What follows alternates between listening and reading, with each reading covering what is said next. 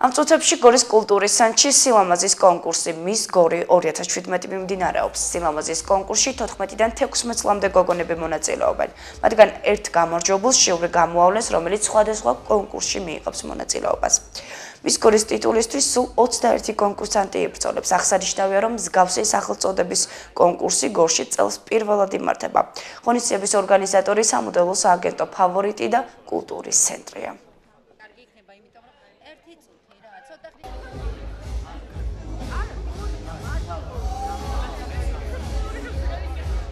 ამჯერად ვაკეთებთ Miss Gors, არის 21 მონაწილე, ყველა არის გორიდან.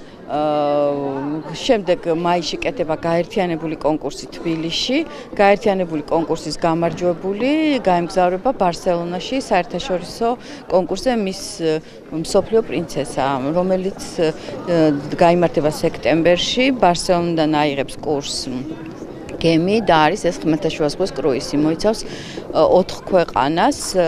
ესპანეთს, საფრანგეთს, იტალიას და მალტას. მე ძალიან მოხარული ვარ, რომ ვიღებ ამ კონკურსში მონაწილეობას, ყველას უსურვებ წარმატებას და დიდი იმედი მაქვს, რომ გავიმარჯვებ. ვფიქრობ, მომზადება არის 100%-იანი. მოლოდინი არ ვიცი, კონკურენცია ძალიან დიდია და გამარჯვების შანსები ძალიან ბევრია.